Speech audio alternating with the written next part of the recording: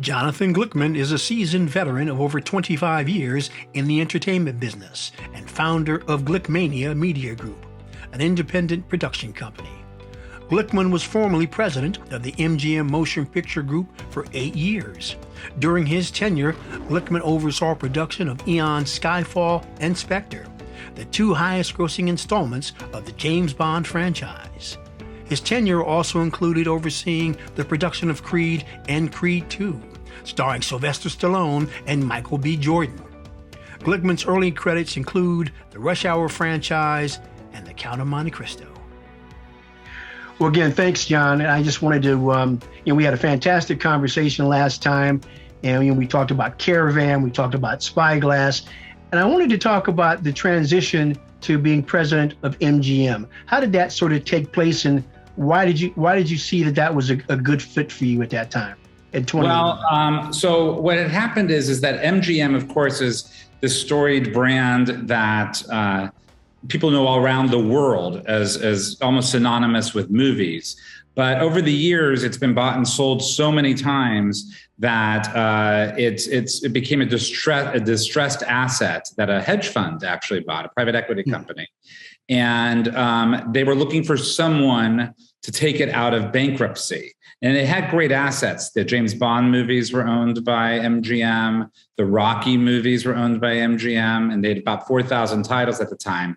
But the business had been going through some disruption, and they just weren't ready to or equipped to deal with it. So they brought in the management staff. They had looked at a couple of offers to sell to other studios, nothing that made financial sense for the investors. And so what they did is they brought in the staff at Spyglass, Gary Barber, Roger Birnbaum, who were the chairman, myself, who was president, and to basically restructure the company and treat it like a startup. So we used to joke it was a 90-year-old startup, but take the assets and build it from scratch, basically rebuild it from scratch. And so, I'd always was always interested in being a studio executive. It wasn't my career goal. I had a mentor, actually a teacher of mine at USC when I went to film school for 1 year, named Larry Turman, who produced The Graduate. And he had said his one regret was not taking a studio job when he had a chance, just because he thinks it would have been worth it in his experience. So I loved working with my bosses, and also B, I wanted that opportunity. And I'm a huge film lover, and I knew what the library of MGM meant to me as a person, meant to people around the world. Ironically, the library of MGM isn't really MGM's library. It's actually United Artists Library, as well as some other libraries. But MGM had sold its library to Ted Turner in 1986. And Ted Turner ultimately sold all of those assets to Warner Brothers. So when you're talking about the classic MGM musicals or Wizard of Oz, or Grand Hotel, those movies, those are actually owned by Warner Brothers. Okay. The MGM library, though, still is amazing because of these other libraries they've bought around along the way, including the United Artists Library. So movies, as I said, like Rocky, The Apartment, Marty. They, so many Oscars. It's hard to. One Flew Over the Cuckoo's Nest. So many Oscars that have been won. And there's other libraries such as the Orion Pictures Library that they own. So there was great titles inside of there, The Magnificent Seven, a lot of spectacular films along the way. Some Like It Hot. I could go on and on. Yeah. So that's interesting. So then, as you just said, it's a 90-year-old startup, but the challenge of reworking it and rebuilding it, how do you sort of wrap your head around how that was going to proceed, John?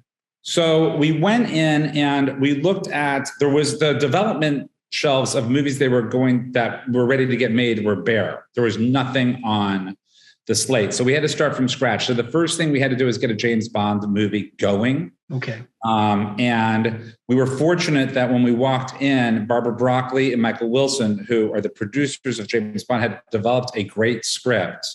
And so it wasn't as if we were, we weren't starting from total scratch. They had already had a great script.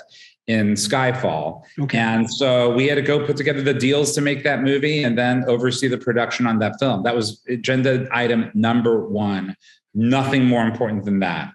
And then secondly, we were fortunate in that Warner Brothers owned The Hobbit, part of the rights to The Hobbit, and MGM owned part of the rights to The Hobbit. And Peter Jackson, who had made the Lord of the Rings films, wanted to make a film based on The Hobbit.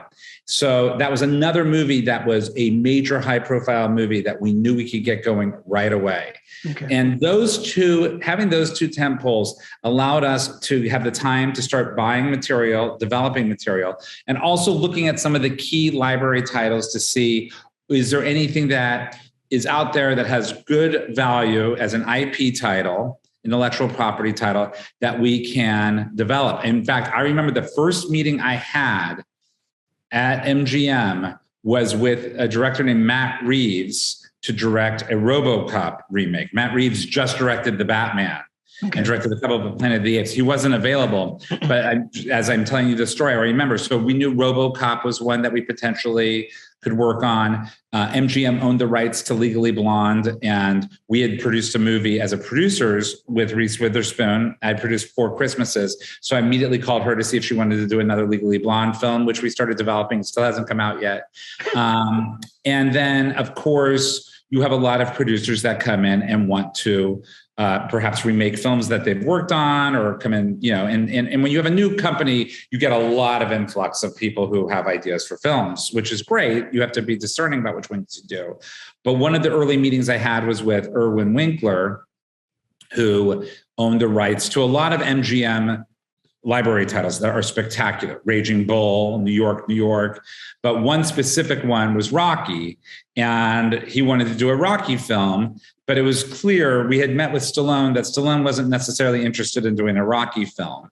And so we wanted to revive the franchise. The movie hadn't had a movie since Rocky Balboa, which sort of seemed like Stallone's swan song to the franchise. It was a hit, but didn't seem like there was much to do afterwards. But we really wanted to figure out what could we do.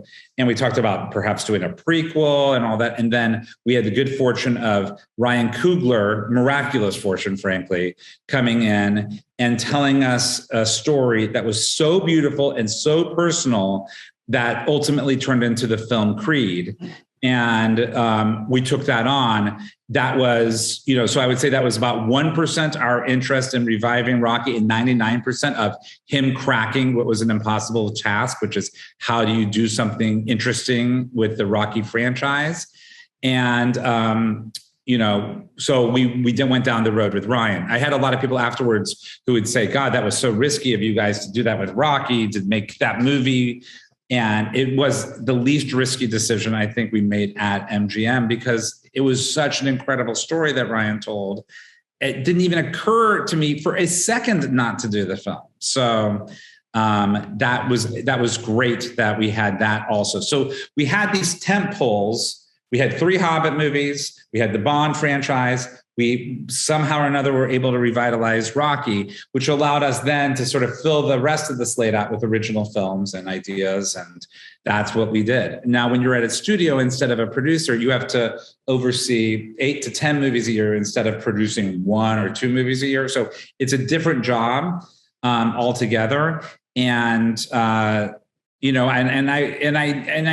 liked a lot about that aspect of it. I'll tell you, personally, I like that I didn't have to go away on a movie set when my kids were being, growing up, which was kind of miraculous that the timing worked out like that at that moment. Now my kids are older and they don't want to see me very much, so it's easier for me to travel around. But I'm kidding. I torture them. But anyway, the thing is that so that was great. But I certainly like to get involved in the nitty-gritty of making a film. And frankly, I think the best studio executives are people that have produced, and the best producers are people that have been studio executives, because it gives you a empathy about what the other person is feeling. Because ultimately, I know studio executives don't want to view themselves like this, but studio executives are basically the bank. And so, they're the people who are putting their money on the line. And that's a very risky decision to make. You're putting, especially back then before there was streaming, which is when I started, you're putting a whole bunch of money into a slate of films or into one film that's not going to come out maybe for 18 months. And you have to just hope that the timing's right and that the mood and the marketing and everything sort of hits it, or you're going to get blamed for saying yes to that movie. Yeah. Well, yeah, let's stick with this for a second, because I do want to go back to a couple of things you mentioned, but you sort of touched upon, the role of a studio executive, president of MGM. Sort of walk me through, and I know there's no such thing as a typical day, but tell me, what a sort of an average day was like for you as the president of MGM. What were your duties? And you talked about, being the bank. Where does that money come from, John? So that money, obviously you have investors. And so that is the people that in a company like MGM, which is owned by, as I said, a hedge fund, not by, it's not a public company. It's not owned by a big giant conglomerate like Comcast or Disney. It was owned by a investors who really look to see returns constantly, who are very activist inside of the company. Who are on the board of the company. So you had that, they were the people who were funding the company and funding the production. So basically what you do is, especially at MGM, I'd wake up, because the Bond movies were made overseas. You'd wake up to an email, most likely, or a text from production overseas. If you didn't get a text, it meant there was good news. If you got an email, nobody emailed to give you good news. I'll put it to you that way. So I would often just wake up and dread just to see what was going to happen on the phone. Did they not somebody get, especially Daniel Craig, who's amazing and basically a precision athlete. But the last two films got injured making the movies. And so, you just never know what you're going to wake up to seeing.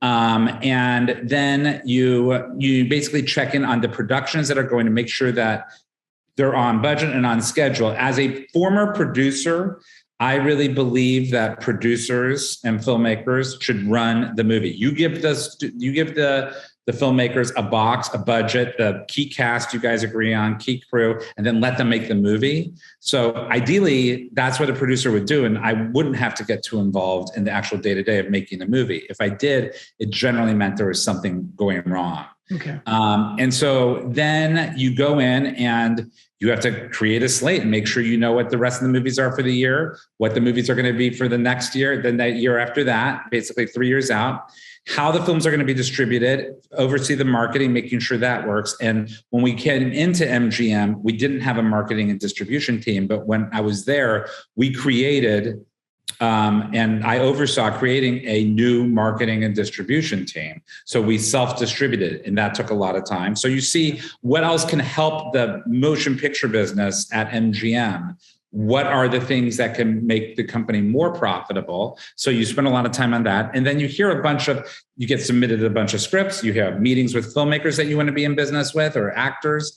You have pitch meetings for ideas for movies. And your day is generally, from the moment you get into the office, you don't really have a second to think. And especially, as I said, even sometimes before you get to the office. Okay.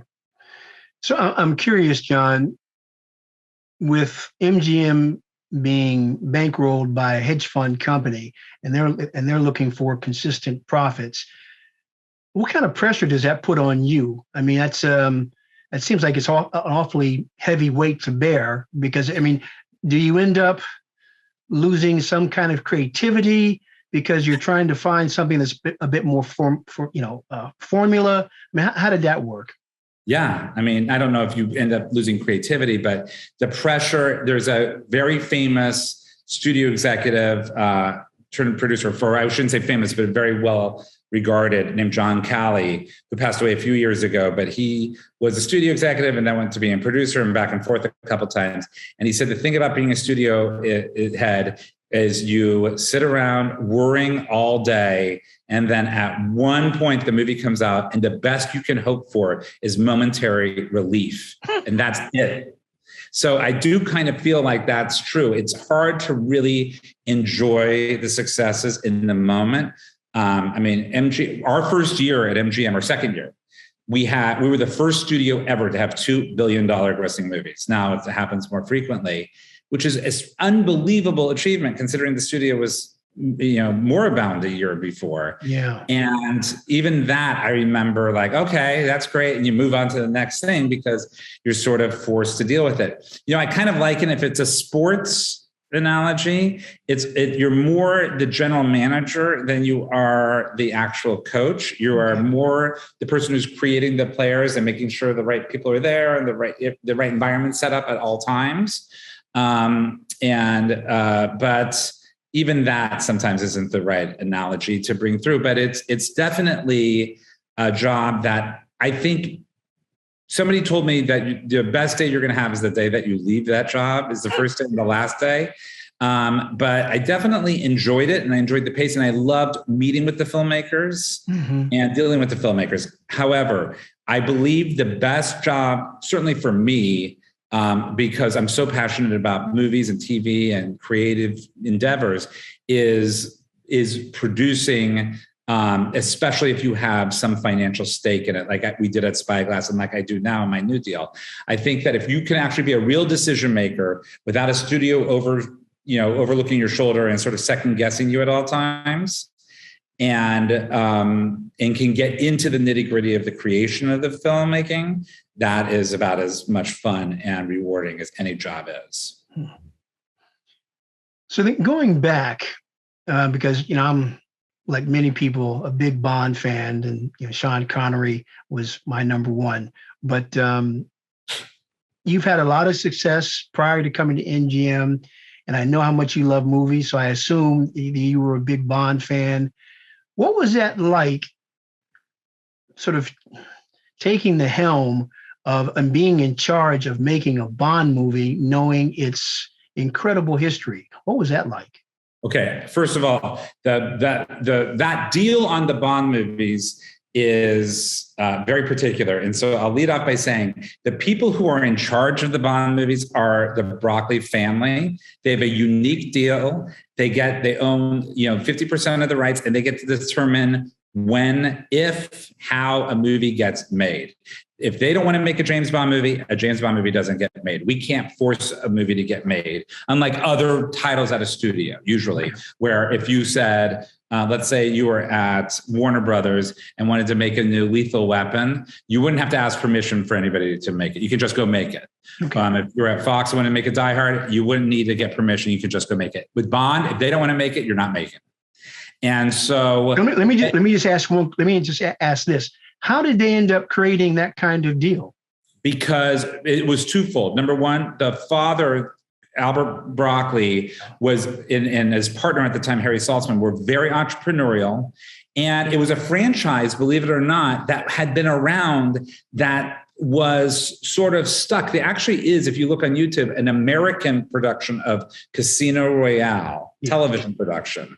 Okay. And so the movies had made efforts to get it going, and it hadn't really worked. What really made James Bond explode was President John Kennedy said they were his favorite books. And that combined with what the subject matter sort of made it a zeitgeist moment when the first film came out 60 years ago today. So they put together a very entrepreneurial deal. The other thing is United Artists, who they made the deal with, was very producer friendly. It made a lot of deals where they gave producers the rights. So the timing was fantastic. It's very rare to find anything like that.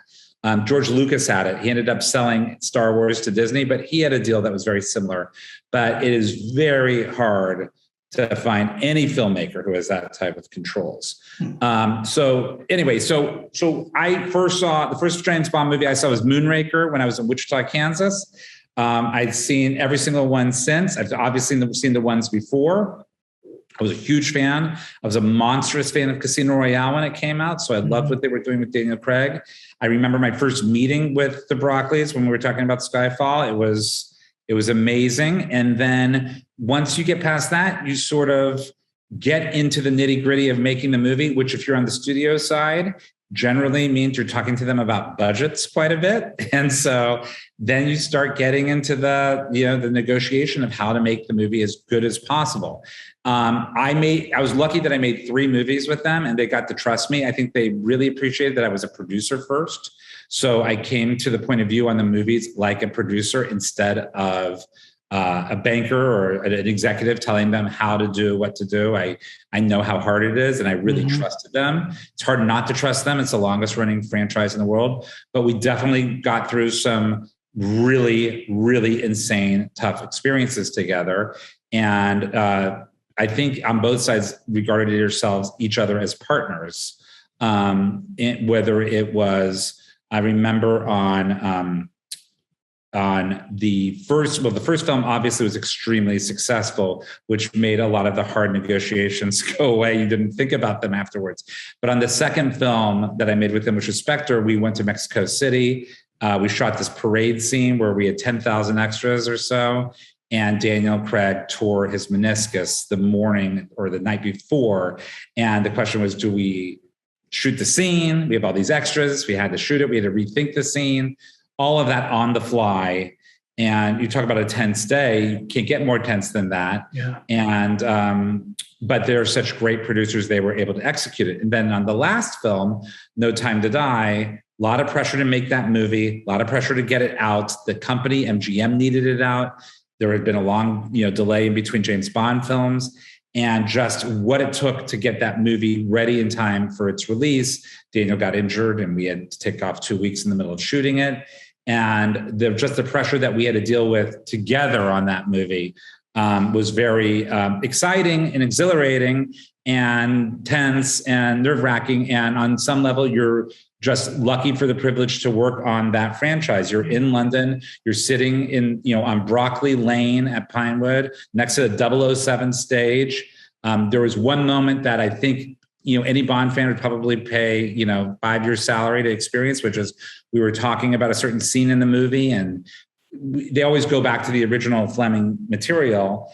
And I'm in the room with the director, Cary Fukunaga, the writer at the time, Phoebe Waller-Bridge, who's a great writer, Barbara and Michael and Daniel Craig, and they're reading the Ian Fleming text from one of his books out loud to look and see if there's a reference in it. And Daniel's reading the pages of the original book while everybody's in the room talking about it. I'm like, it's one of the craziest surreal moments of my life. Yeah. So you have those moments. And as I said, I'm a huge film fan. So that was incredible. I was also, as a side on Creed Part 2, I was on set and Sylvester Stallone and Dolph Lundgren are behind the monitor sort of talking. Dolph Lundgren, of course, played Ivan Drago.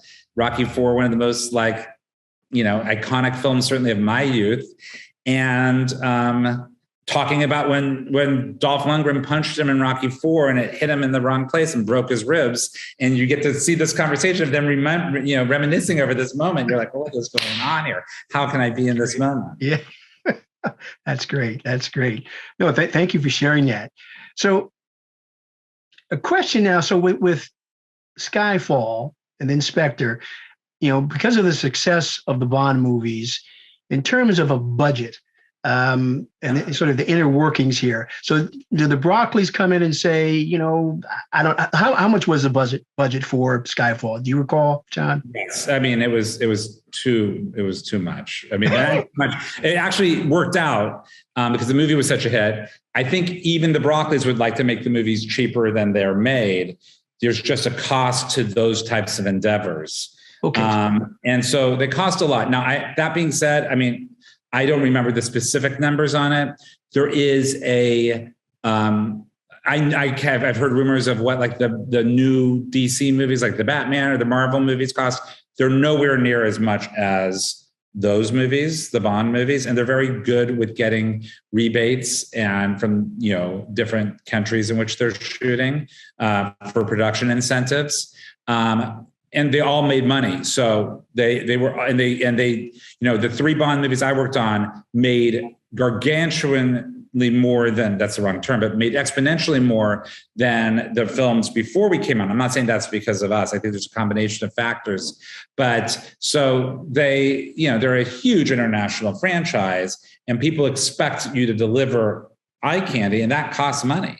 Right. And then the pressure of, usually when you make them, there's a release date that you've agreed to before you even start shooting the movie. And to hit a release date, often you have to spend, what's the term for like any sort of project? Fast, cheap, and good. You can get two of the three. And so it's impossible to not spend a lot of money to get it done. So in terms of the Bond movies, I mean, you said that the Broccoli's, wanted to sort of even make the films a little bit cheaper. So they didn't necessarily come in and say, I'll make up a number. We want to spend $250 million. And you said, well, we can only spend $150 million. And then you sort of compromise. I mean, how does that sort of dynamic work? We worked, again, because of my experience being a producer and because I developed a really nice rapport with Michael Wilson and Barbara Broccoli, they would come in with a budget. I would go in usually with a person that was an expert in, the physical production of the movies. And we would suggest cuts. We would go through the process. They were very collaborative. We'd have to talk to the filmmakers together, the director, I should say. And we would generally, find the place where the movie made, that we were making a good movie, as affordably as possible, or, with the right economics behind it. Again, I think that if you had 10 years to make a movie or 5 years to make a movie and could work on it and not have that pressure of a release date, you could do it in a more sensible way. But the issue is that James Bond was so important to MGM that you had to sort of build the slate around when the Bond movies were coming out. And so once you kind of locked on a release date, and especially with them, because they have these, they invented the promotional partnership, and no one is as good as they are at doing it, whether it's, a car company, a mega watch. I'm wearing a Bond watch right now. It's when you make a deal with a promotional partner, you're telling them way in advance, because they have to prepare for it a year in advance. This movie's coming out in October of X or whatever it is. So their advertising can be tied to it. So, No Time to Die was supposed to come out in April of 20. Now, obviously the pandemic put it all sort of in crazy place, but for us to make that date, we started the movie in late April of 19. So to make a movie that huge and have it released in that short of a window, less than a year, is really tough for any movie. It doesn't matter what the budget is. Interesting. So how do you pick the right director for those kinds of films, John? Well, for Bond, again, I'm going to make it clear, Michael Wilson and Barbara Broccoli have creative approval. Okay. So when we walked in, they had already been talking with Sam Mendes to direct Skyfall, who was a great director. And for them, made a lot of sense. He had worked with Daniel Craig before. He really wanted to make a big commercial film. He's an Academy Award winning director. He loved the franchise. And he also had done, as on stage spectacle. He hadn't made a movie like Skyfall before, but it seemed like he had all of the tools and the perfect, resume to do it. On No Time to Die, we were, Sam wasn't going to direct the film, and we had a lot of conversations with different filmmakers and went down the road with a lot of different filmmakers. And ultimately, it's about people that see the same vision, that will deliver and execute a James Bond film, not the exact film as the last film. So there was some new energy, some new feel to it, so that there's a reason to leave the theater. People want somebody to say shaken, not stirred, and all of the other tropes, but they want them in an original packaging. So you have to find somebody who was, not going to deliver Skyfall, even though that movie was fantastic. And so what was interesting is they never worked with a non-English filmmaker before, somebody from the British Empire.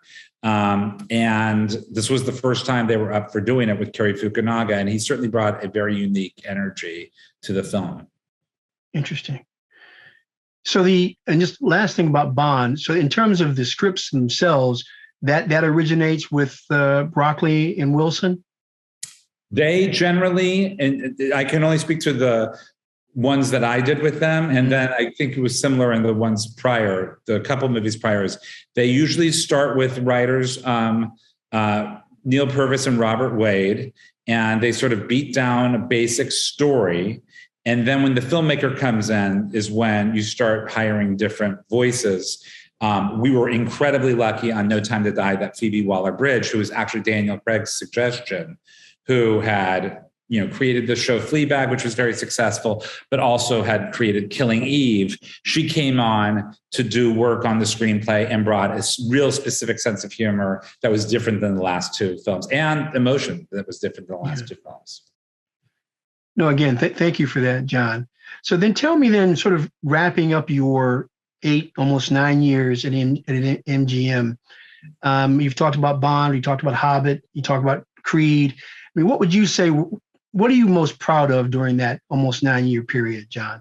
Well, what I'm proud of my record on the filmmakers, I would say, that we hired. We hired, I don't have the exact stats, but I think we hired 30% of the filmmakers or more were directors of color, and 30% or more were female directors, which were way beyond the industry average at that time.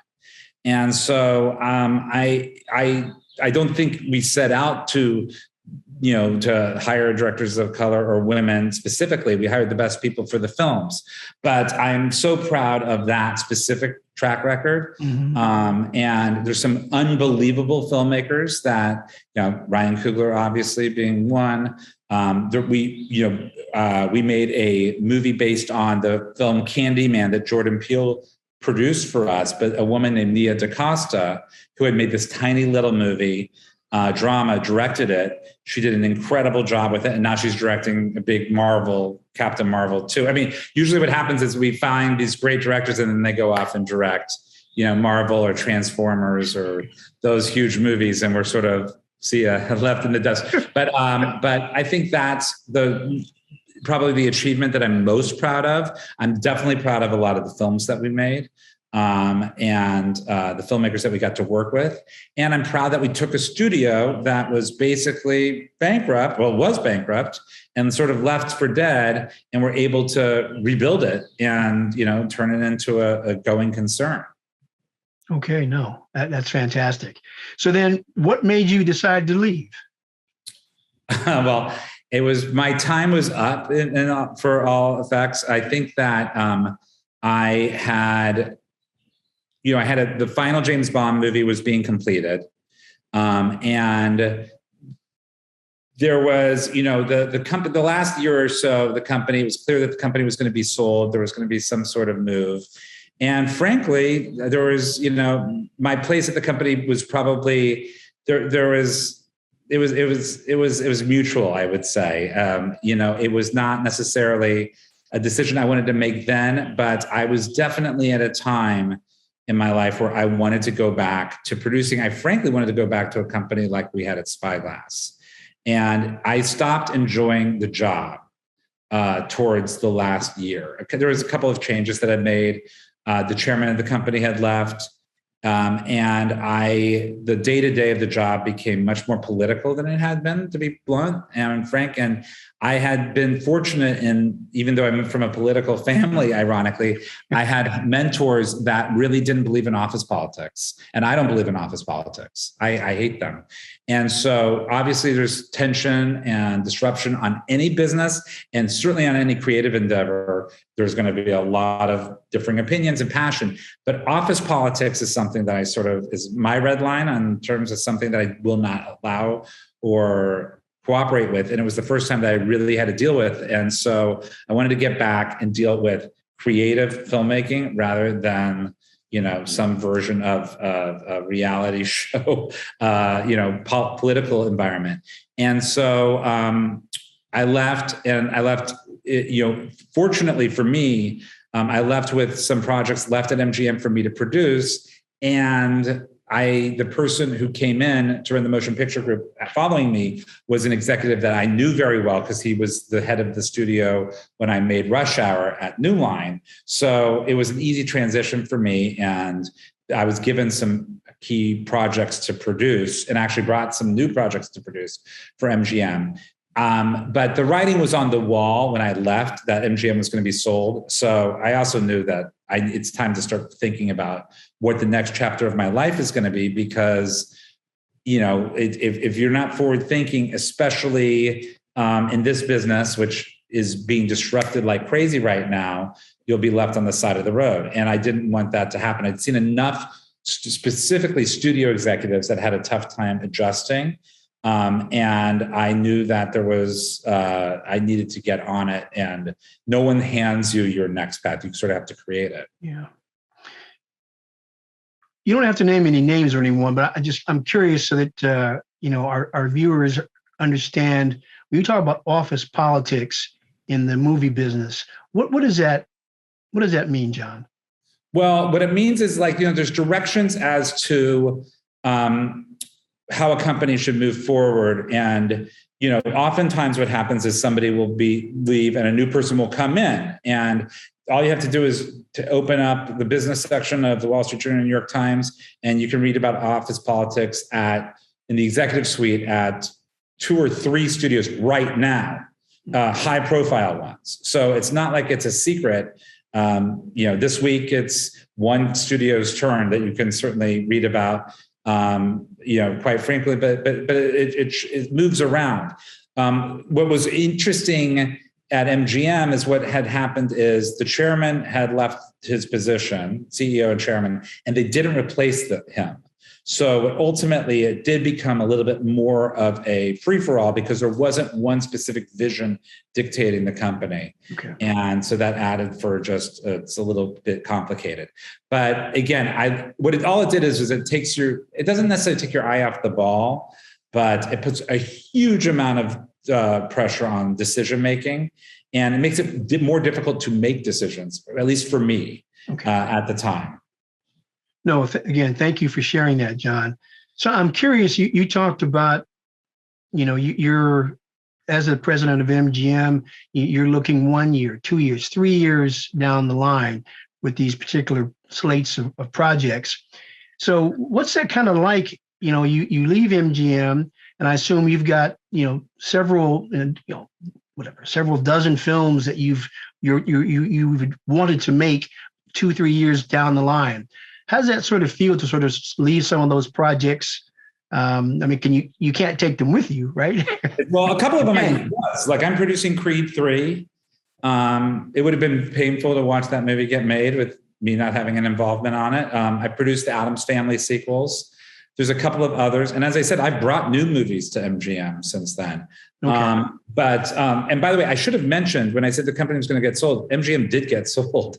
So MGM is now part of Amazon. So that was always the agenda. And if anything, there was a delay in the sale due to the pandemic. I think it would have sold very close to the James Bond release, frankly, had it not been for the pandemic. So it was on the cusp of going away regardless. So how does it feel? It's interesting. One of the people who, a mentor of mine, had said the thing that will be the most painful is watching those movies come out. There's moments of some bittersweet aspect of it, but frankly, I stayed very close. I finished the James Bond movie, so that movie was done, even though it took 2 years to come out afterwards. Mm-hmm. It was a little tough to watch the marketing and all of that without having anything to say about any of it, but I knew the movie that came out was the movie that we finished. Okay. So as much as it's a little bittersweet, I feel, pride about all those movies. Candyman, it took a long time to come out until after we left. And when that movie came out, I was incredibly proud of it.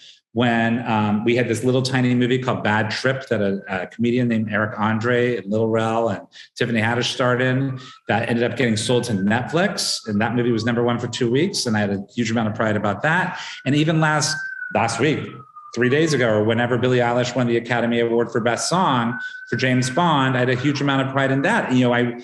There's 3 songs that won Best the Oscar for James Bond movies. And I oversaw all three of those films in production.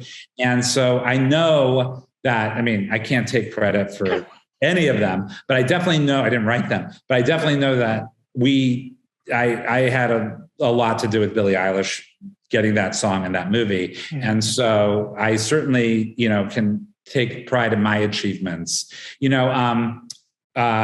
Barbara Broccoli and Michael Wilson have this saying about studio executives, which is beware of temporary people making permanent decisions.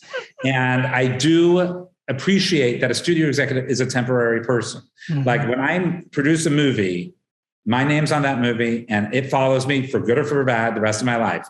If somebody wants to, talk about The Pacifier with Vin Diesel, that's my movie. That's on my name's on it. And if I'm thinking about making a sequel to that movie, God love it, I'll do it. There's a lot of studio executives that worked on James Bond movies over the years, but those movies are Barbara and Michael's movies. Yes. And so I think having the experience of being a producer beforehand made it a lot easier for me to acknowledge that I can let it go and sort of say goodbye. There's a great studio executive named Mike Stenson who was as much a fan of Jackie Chan as I was. And we fought together to get Rush Hour going. And Mike was a studio executive and I get my name on Rush Hour 1, 2, and 3 and whatever. He had a lot to do with it, but that's just the nature of what that job is. Interesting. So then tell me about the creation of Glickmania. Well, Glickmania morphed into a new company. So I'll tell you what I basically, in a nutshell, what happened. So I left. One other reason I really was happy to leave the studio executive is in my entire career, I'd been in the motion picture theatrical business. That's it. I hadn't made anything else. And you could see theatrical was changing with the world of streaming. And there was a lot of opportunities to make movies for people at home. I still believe in the theatrical experience, but there was a lot of opportunity to make movies just for streaming. And B, I love television. I love podcasts. I love graphic novels. I love all different forms of storytelling. And I was sort of removed from all of that because I was in this particular lane. So I knew when I left, I wanted to become a producer of all different types of content. So I have set up television shows. I have a TV show at Netflix that just wrapped yesterday called Wednesday Addams. Okay. I have the movies that I'm producing. I have a movie that I'm producing for Netflix. I have movies that I'm going to produce that are going to be theatrical. I started a podcast deal with iHeartRadio where we're producing podcasts that hopefully will turn into other things as they go down the line. But right now we're just podcasts. We are producing a graphic novel. So it's allowed me to do all different types of storytelling. What I knew also when I left is I wanted to have some funding of the development and production of what I was working on for that reason that I told you, which is I want to have skin in the game so that I can make decisions and not have to rely on other people to make decisions exclusively as much as possible, to have as much leverage as possible. So I raised a fund, I raised money to be independent rather than being aligned with just one studio, which is allowing me to develop the movies I want to develop, oversee them, internally, and develop the TV, develop the podcast, and make sure that it all connects. If I have an idea, for example, there's an idea for a TV show, we own the rights to the book. There's a lot of competition about this concept right now because it's in the news. We're going to go do it as a podcast right now because I can get it to market first by doing that. If I had it as a TV show and I was just a producer without my own funding behind it, I wouldn't have that option. Okay. So it's a lot more. It's an easier way to stay nimble and also creatively make better projects. So is this now? Because I know you now have Panoramic. So is that sort of Glickmania basically merged into Panoramic, and I have about 6 investors that are strategic partners that are investors inside of it also. Okay. So obviously you're saying now it's the freedom and the flexibility to make all different types of content. And that really is enjoyable to you right now. Yes, it has to be. We're no longer living in the world where there's lanes of, when I started MGM, actors generally didn't do TV shows that did movies. Now you're seeing there's no separation whatsoever.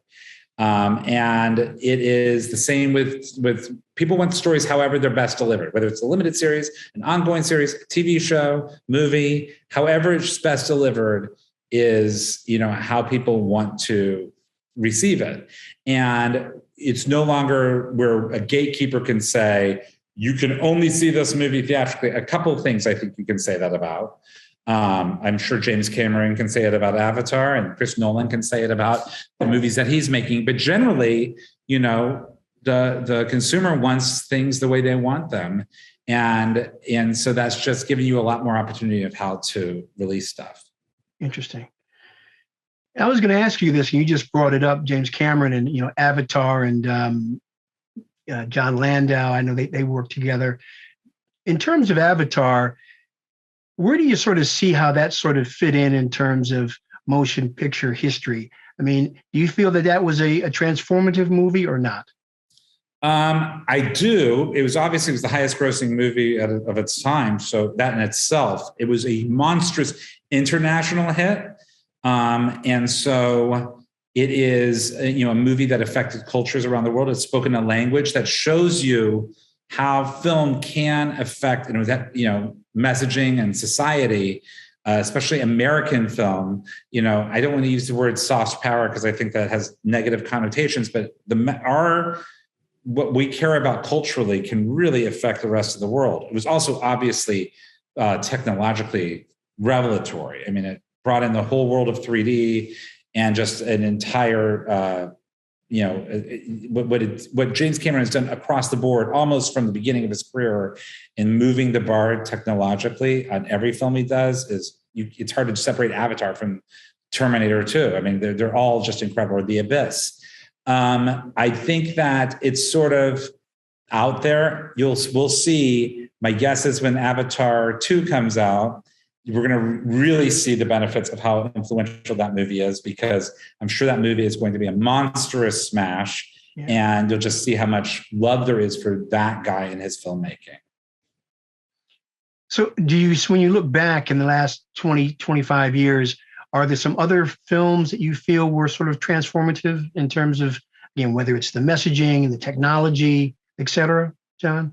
Yeah, well, absolutely. I mean, there's movies, when they're done right, and this is the sad thing about not having a group audience experience for 2 years during the pandemic, they can really unite cultures, which I think is probably the best thing that we can do. I mean, I went to see Spider-Man 3, No Way Home in a theater, and the cheer from the audience was unbelievable. And I promise you, there was people of different political beliefs and cultural backgrounds and all that in the theater, but they all united when they saw that movie. And when it's done right, there's nothing like it. And so even a movie like Parasite, you talk about, moving the ball forward, a movie that was done in a foreign language, that was very specific to a culture that's not American, that worked everywhere in the world, won the Academy Award. It's a unique experience that people saw in the theater. It was a hit movie here as well as everywhere else. Yes. That there's not any other art form that can really pull that off. Television hasn't really pulled it off yet. It's really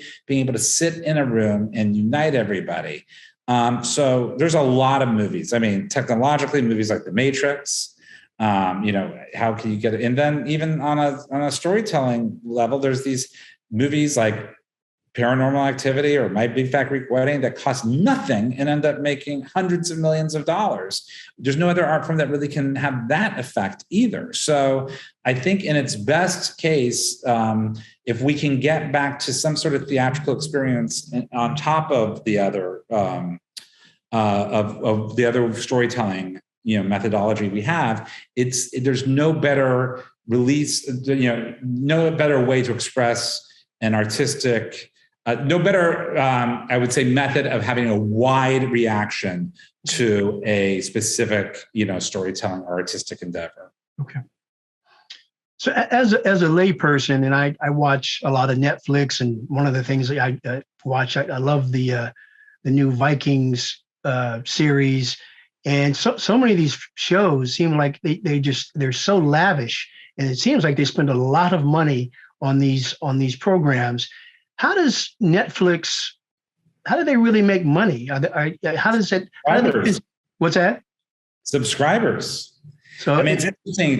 Netflix competes with Apple and Amazon and Disney. All of those other companies have a lot of other revenue streams. I mean, Apple this is a little tiny like pocket change to them if they spend on a movie compare in Amazon.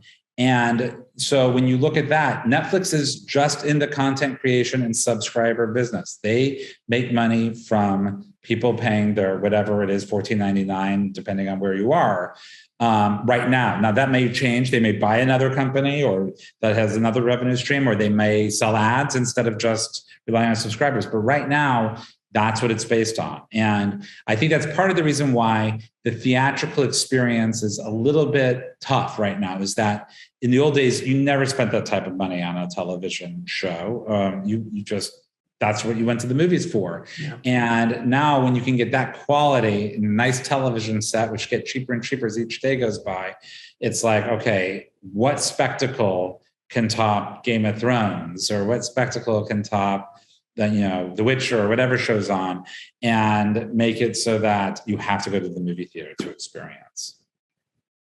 So do you think Amazon and Apple entering into the fray, you said Amazon bought MGM, are these good things, John?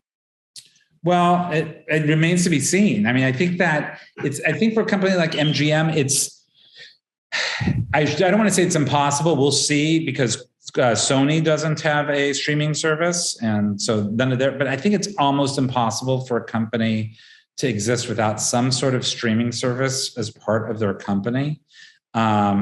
Because of, just the flexibility. If you're a company like Disney, you can make, Turning Red and decide, okay, is this theatrical or should this be streaming? And how many days should it be out in the theater and all that? They own all of the pipeline, so they can decide whether it's theatrical or streaming on their own internally. If you're not in the business of having both, you are at a big disadvantage. I believe you're at a disadvantage right now. Because your optionality is just theatrical, or your optionality is, make a movie and then hope that another streamer will buy it potentially from you. That's a little bit scary, but I think everything's sort of shifting again. I believe theatrical is going to come back, and it may become a more reliable business than it has been in the last couple of years. So one of my final questions is, tell me about Respect, the movie, and tell me about that experience. Listen, I'm a giant music fan. There's nothing, Aretha Franklin was playing when my son was born in the hospital. She's part of our lives, certainly part of my life from birth onward. I'm a huge fan of hers.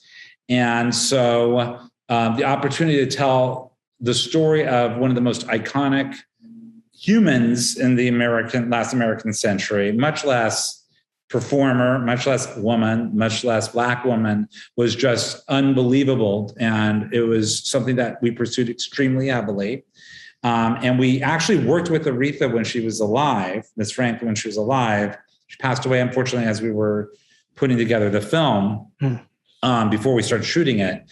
But to take what she wanted, which was, this is how the story she wanted it to be told in this storytelling, ending it where we ended it with the actress that she personally chose, it's like working on a Bond movie. It's an honor just to be part of that process. Yeah. So the thing that was complicated about that movie is we owned key songs in her catalog, because there's a lot of people who wanted to do an Aretha Franklin movie, especially after she passed away. And the legal rights are, she's a public figure. Anybody could make an Aretha Franklin movie. It could cost $1.50 and make it on your iPhone, because she's a public figure. There is no rights to her life story, but there were the rights to the song publishing of her key songs, which she didn't write the key songs, which were, in our opinion, which was Respect, You Make Me Feel Like a Natural Woman. And I think we also thought Think was critical that we got her song Think. So what we did is, and a few other songs, I should go on and on, but what we did is we got the rights to some of her key songs, exclusive rights to put it into a biopic. But what that meant is we had to have the movie out in a certain window to hold on to that exclusivity, which was 18 months, I believe. So even before a script was written, even before a writer was hired, we knew we wanted Jennifer Hudson. We got the rights exclusively to those songs. We paid handsomely for it. And we knew everything had to be done by the time those rights expired. So it would put a window on what we did. But by having those exclusive rights meant we were the only movie that could have those songs in the movie. So if you wanted to see her creating Respect, or how she turned, how she turned Otis Redding's song Respect into her creation of it, you had to go to our movie. You couldn't go to anywhere else to see it. Yeah. And so that made the movie very pressurized and stressful, because there were a lot of people that were doing other Aretha stories, and also just that you didn't have a lot of freedom to take your foot off the gas. We were fortunate that we were able to develop a screenplay pretty quickly that gave us the bones of the film. But again, that's an instance in which a movie probably had to have some resources thrown at it to make sure the movie got done. That if we had 3 years to make the movie, we could have maybe done it in a different way. But we had an end date as to when we could make it. No one knows that, of course. When you watch the movie, you can't say, by the way, this movie had to be made in 18 months. Nobody knows when the James Bond movie comes out, by the way, we only had 10 months to make this movie because of this crazy release date. You can't write that or whatever. You have to experience the movie on its own. It's going to live forever. So whatever you need to do to make the movie as great as possible, you have to do. Yeah. So the last question, John, if you could share with me, what's one or two most exciting projects you're getting to work on with Panoramic, if you could share? Well, I think there's several. I mentioned Creed 3, which I'm excited about. Michael B. Jordan's directing it. I mentioned. When does that come out, John? That it's not set for sure. Okay. So, but it will be either sometime later this year or early next year. Okay.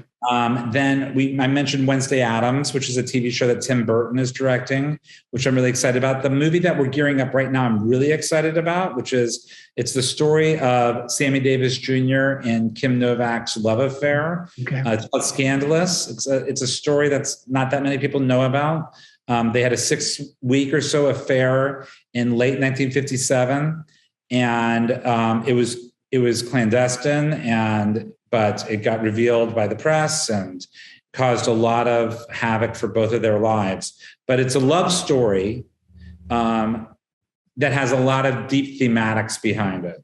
They were very fascinating people. Sammy Davis Jr. was really at maybe the artistic, I think you could argue, the artistic peak of his career. It's before he joined the Rat Pack, and it was a year after his car accident, and was really being discovered as a solo artist. Mm-hmm.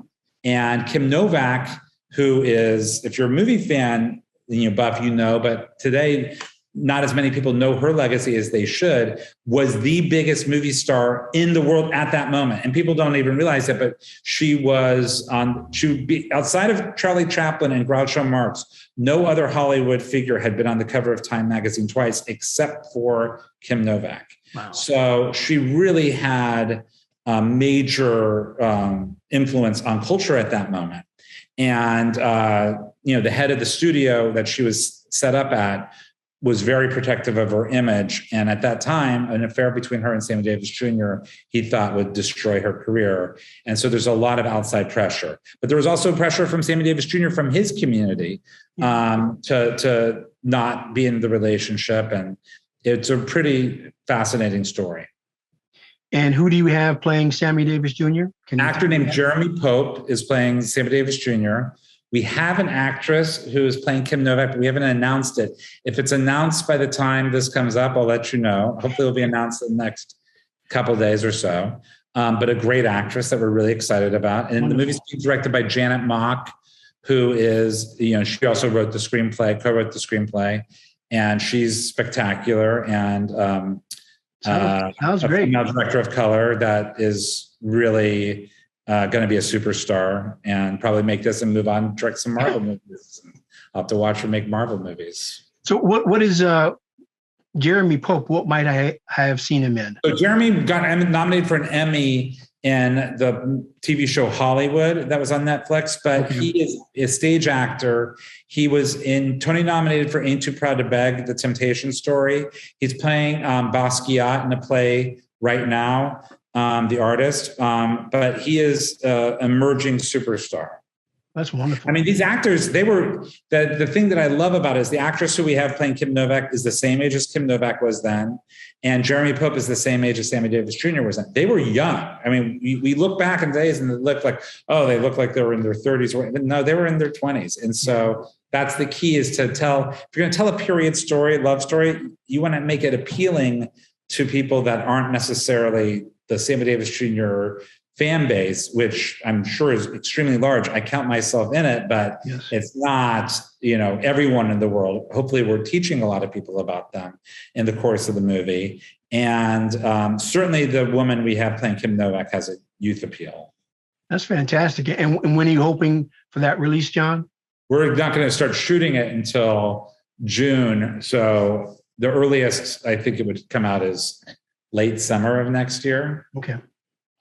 Well, no, it sounds fantastic. And it sounds like you've really sort of, I don't know, spread your wings, right? I mean, you're just doing all kinds of great stuff. So I don't know if I'm spreading my things, but wings, but I'm definitely having a good time doing this. And I get to make the movies that I want to make, and not necessarily have to fill a slate or, work in pressure. The business is on some level harder because all of the economic downstream mechanisms that we had, home video, theatrical, it's all being disrupted. So nobody knows what is going to be the right way to release a film. And so there's a lot of people nervous. That being said, there's a lot of outlets on getting stories out. So it's sort of the best of times and the worst of times at the same time. So last question, I'm going to let you go. And what's happening with the war in Ukraine in terms of its disruption of the movie business, the entertainment business, short-term, long-term, any effect at all, John? I haven't. I mean, the only thing I've thought about is we have a show that's shooting in Romania, which of course is on the border of Ukraine. So that makes you nervous, especially if there's expansion in the war. I think that we don't, I'm sure there's some financial effects that will, selling international rights to things, certain things that will affect certain decisions. I don't think it will necessarily be, right now it doesn't seem like it would be something that's massively significant. Okay. But who knows what the after effects are going to be. And what I'm also interested is in culturally, this could affect the types of stories that are being told, and who knows how that happens and how that works. Rocky IV is very much of the Cold War. Creed II, which has the same characters in it, is not really a Cold War story. And so like, what would what's the next, does this affect storytelling? And who knows? And especially the filmmakers from that region who, God help them. I mean, it's so tragic what they're going through, but they're definitely going to have stories that are going to need to be heard, and I'm sure are going to be incredibly impactful. Yes. Well, again, John, thank you so very much for taking time out of your very busy day to talk with us. And it's always a pleasure. My pleasure. Thank you. Right. Thank you, John. Bye-bye. This is the Black Experience for all. If you like what you hear at the Black Experience, please consider clicking on the Join button to support our nonprofit. I'm Adam P. Kennedy. Thank you for joining us.